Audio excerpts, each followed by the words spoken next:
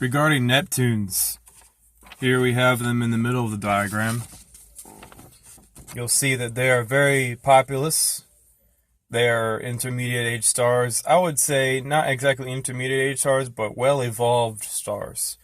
They're well on their way to become ocean worlds, and they're very, very, very populous in the galaxy. We'll begin finding a whole hell of a lot of these objects. Now, the purpose of this talk, besides pointing out that the Neptunes are, very evolved stars, they're not planets as per the 2,000-year-old definition offered by the Greeks. I want to overview the difference between establishment science's communication ability. Now, they view objects which are hot as being close to their so-called parent stars, but they're not parents. They're host stars. The stars that orbit the host are not related, and they view those as being hot because they sit close to them. It's a distance measurement. When you hear hot Jupiters or hot Neptunes, they're not referring to the actual temperature of the object. Sure, they might be referring to the outside temperature or the outer atmosphere because it's orbiting close, but they're not actually sticking a giant interstellar thermometer into this object and measuring its core temperature to see how hot it really is. Their methods for saying hot Jupiter, warm Jupiter, cold Jupiter, or hot Neptune, warm Neptune, or cold Neptune are completely off kilter. They're not actually referring to temperature. Those terms are meant to describe the orbital distance. So you'll have cold objects out to 30 AU where Neptune is, but it's not cold. It's not cold inside of Neptune. Neptune has a hell of a lot of heat. It's a hellish interior in there. It's still evolving. The thick atmosphere is preventing a lot of heat loss, and heat's still escaping because it's radiating more energy than it receives from the sun even.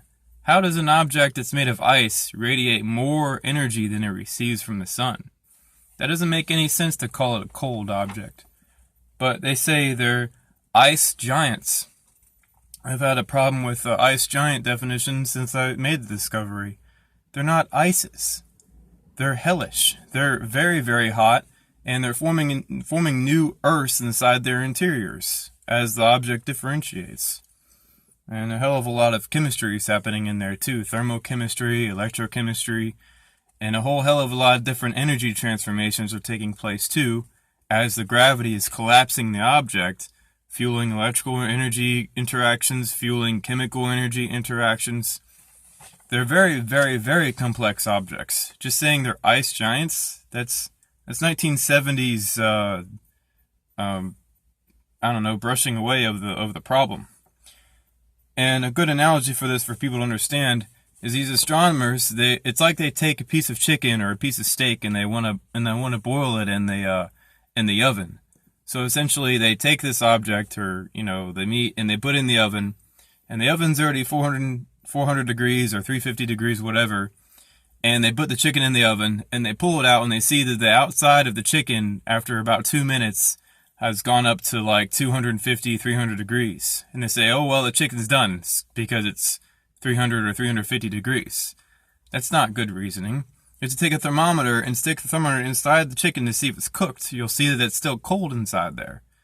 But just because it's, just like with a planet, just because the planet's sitting close to the host star doesn't mean it doesn't mean that the temperature is dependent on the orbital distance for the star. It's completely irrelevant. If we're going to find out how hot these objects are, we should look at them with the interpretation of actually understanding that they're individual stars in different stages of their evolution.